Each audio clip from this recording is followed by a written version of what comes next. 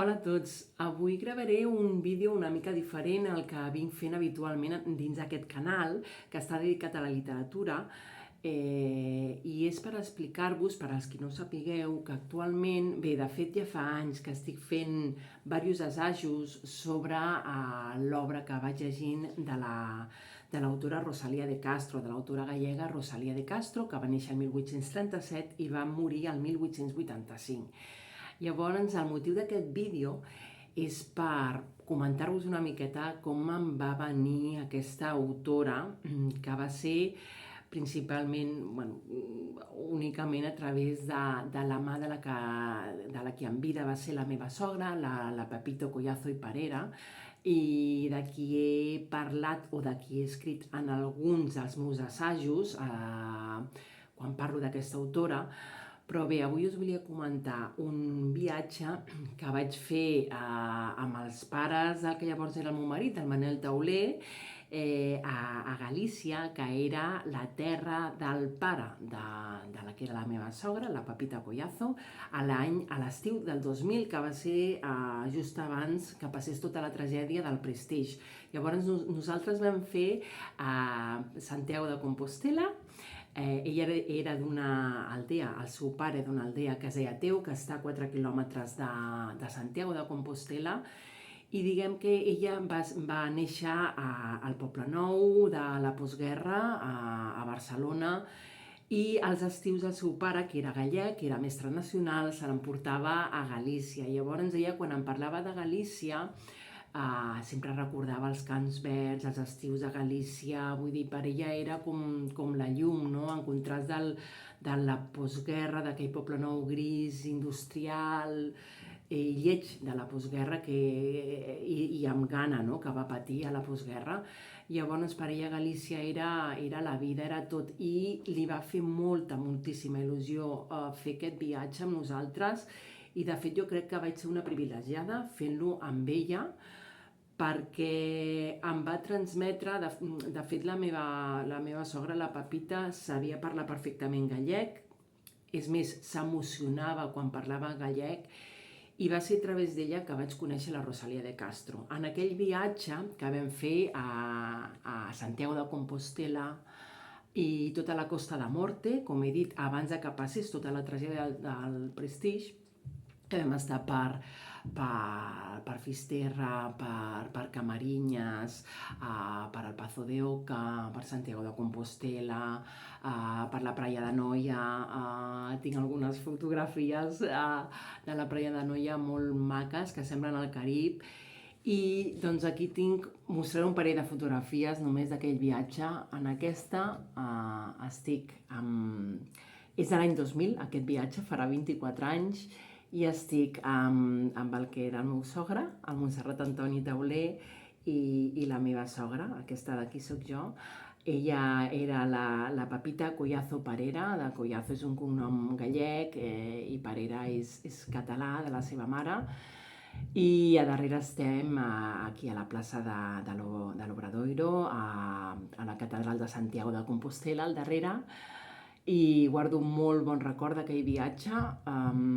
Aquí ja se'n veuen a mi, el traje aquest que porto de cotó me'l va fer ella, el va fer totalment ella, era fet amb cotó de Portugal, i el va tenyir ella, i bueno, de fet era un artista perquè li agradava molt pintar, pintava quadros. De fet jo aquí a casa encara tinc quadros marines d'ella que havia fet d'allà de Galícia, i no sé si s'aprecia gaire bé a la foto, en tinc una altra que s'apreciarà millor, que és la fulla, la va estampar ella, era una fulla no sé si era de pollancre, aquesta fulla estampada natural, i el traje m'havia fet ella, i gairebé tota la roba que portava ella se la cosia ella.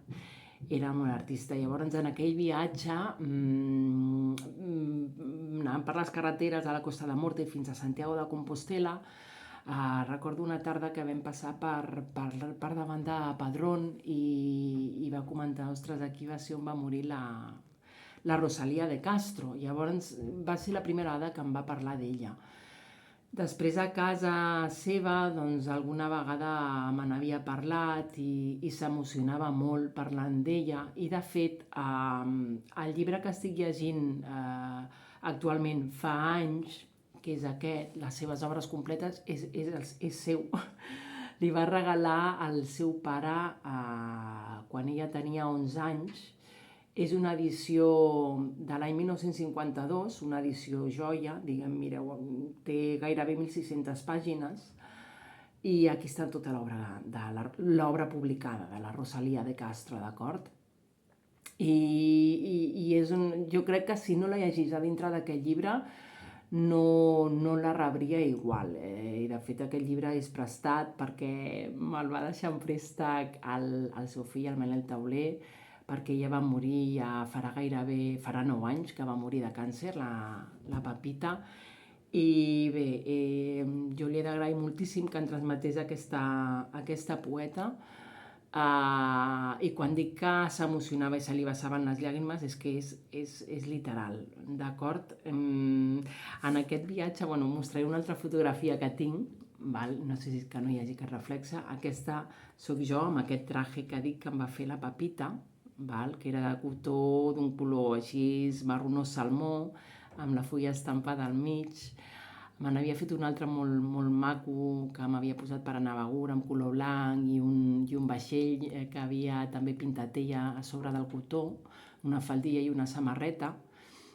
La veritat és que m'emociono quan parlo d'ella perquè, bueno, era una dona que era tot cor i jo crec que, a part de molt intel·ligent i amb molta cultura, i malgrat que ella no s'hi va dedicar perquè es va dedicar tota la seva vida bàsicament a la família i als fills, tenia un esperit molt similar al de la Rosalía de Castro. Llavors, bueno, jo crec que estaria contenta si sabés, no, que estic dedicant el meu temps a l'obra de la Rosalía de Castro. Suposo que també m'aportaria altres punts de vista seus que m'agradaria molt tenir, però bueno, malauradament no puc tenir. Aquesta fotografia, que és del mateix viatge, és el Pazo de Oca, que és un palau que ja es diu en Pazos, del duc de Medinaceli. D'aquest també en parlo en els meus assajos. I bé, dir-vos això, tinc alguna fotografia més al viatge, però bueno, he volgut mostrar-vos aquestes dues. Amb la Pepita aquesta foto no es veu gaire bé perquè és feta contra llum, llavors no es veu bé el rostre de la Pepita. Bueno, era sempre molt morena, li agradava molt la platja. I bé, dir-vos això, que ella em va transmetre, diguem, aquest amor per Galícia. No es pot entendre la Rosalía de Castro sense haver anat a Galícia, sense conèixer la seva gent. Jo quan aquest viatge vaig estar a la seva aldea de Teo, amb gent d'allà, menjant doncs, els típics plats que feien, ells parlant en gallec, la meva sogra, evidentment, parlant en gallec. És una gent molt servicial, molt maca. Actualment, per la meva feina, també tracto molt amb gent gallega perquè treballo per l'empresa Inditex, els tallers d'allà, la gent tots són gallecs i gent molt, molt servicial, i aquest esperit la Rosalía de Castro també el transmet a la seva obra, val? El seu poemari Folles Noves, que és un poemari amb el que em vull endinsar una altra vegada, amb els cantares gallegos també em vull tornar a endinsar. Llegir la Rosalía de Castro és viure a Galícia, per això dic que no la pots acabar d'entendre, malgrat que jo crec és una autora de projecció internacional, amb un bagatge cultural impressionant, però no s'acaba d'entendre si tu no has anat a Galícia i no has vist el mar d'allà. I bueno, jo concretament doncs, vaig tenir la sort que me la va transmetre la Pepita Collazo. Alguns dels meus assajos se'ls he dit que també ja fins i tot vaig aprendre a fer filloes, tot i que a mi no em surten com amb ella, que són les crep gallegues. Però bé, aquest vídeo d'avui bàsicament era això. Avui he dedicat el meu matí a seguir assajant la Rosalia. He estat parlant de la pintora, disculpeu-me, de la pintora francesa Rosa Bonheur, perquè ella la cita en el pròleg de La hija del mar, la cita amb ella i moltíssimes dones més, com era la George Sand, que era un referent seu, o Madame Stael, o també en Rousseau. Llavors, aquest matí l'he volgut dedicar a la Rosa Bonheur amb una obra que té d'uns bous llaurant allà a Bordeus. També l'he comparada una miqueta amb les explicadores de Millet i, bueno, una mica el meu assaig, si alguns m'heu seguit ja amb el de Bukowski, és una altra vessant de veure els autors que tinc.